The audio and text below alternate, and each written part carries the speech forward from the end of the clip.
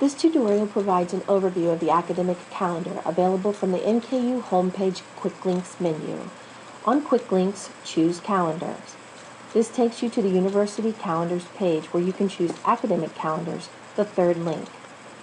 This takes you to the registrar-hosted site for academic calendars, where current academic calendar and future academic calendars are listed. For the purpose of this tutorial, we're going to take a look at the fall academic calendar for 2011.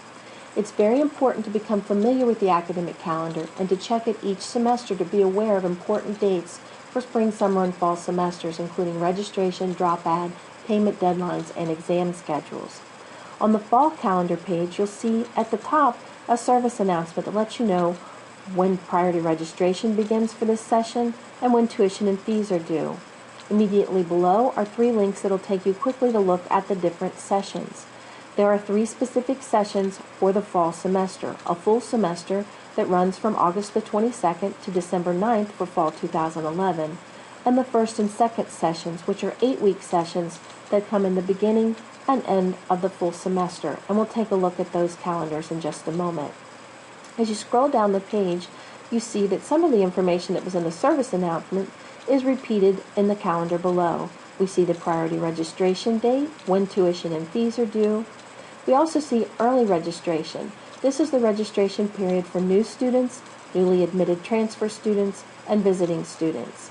As we scroll down, we see when classes begin, and I want to point out some very specific dates about dropping and adding classes and how that impacts your tuition due and your transcript. For instance, we see here the last day to register or enter a course. It's also the last day to drop a course and receive 100% tuition adjustment. As we scroll down, we'll see there's another day where you can actually still drop courses and no grade or no course listing will appear on your transcript. However, it's important to understand that if you drop at this point, you receive only a 50% tuition adjustment because at this point in time, no one else can add this class. You've taken the seat for this period of time, and so you are responsible for some tuition for the class. As you'll scroll down, additional important dates about dropping courses are available. For instance, you'll see the last day to drop a course with a grade of a W. A W grade just indicates that you've withdrawn from the course. It doesn't impact your GPA, but the course and the W do appear on your transcript. It is very important to understand, however, that if you withdraw at this point in time, you're responsible for the full tuition for that class. Other dates on this calendar include the final exam dates that fall immediately after the last day of classes, holidays, days when the university is open but no classes are in session for face-to-face classes, days when the university is closed, so there's obviously no face-to-face classes. Also listed is commencement date, when the faculty must have grades posted, so you'll know when you'll be able to find all grades posted, and when breaks are available. As you scroll down, you'll also see the 8-week session classes that I mentioned previously. I want to point out that it's very important to be aware that for these sessions, the drop and add dates come much sooner because it's an accelerated session. First 8-week classes run from August through October, and after classes begin, just a few days later, it's the last day to drop or enter a course and have the 100% tuition adjustment if you do drop.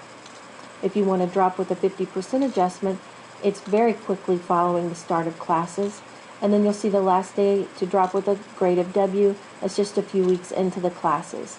This is necessary because the classes end in the middle of the semester in October, and the deadline for the faculty to post the grades is also shortly after that last day of classes. Then the second 8-week classes begin right after the first 8 weeks, and they too have their own schedule for the dropping and adding of classes that begins very quickly after the class itself begins. So be aware of these dates so that you don't get caught up in owing tuition for classes by not realizing when the last day to drop or add classes. And be aware of the other important days such as holidays, midterm days, also, and the last days to complete and rectify grades of incomplete if you have them from a previous semester.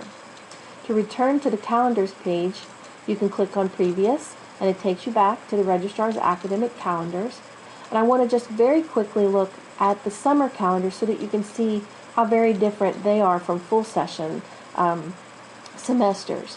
Our summer is divided into several different possible sessions. So once you register for a class, it's very important to look at your actual class schedule by clicking My Schedule on My NKU, and then look at the dates that class is offered. And then when you want to find out the particular dates for when you can drop and add in those periods, you need to make sure that the dates match the dates that are listed in the various sessions that are listed at the top of the summer calendar page.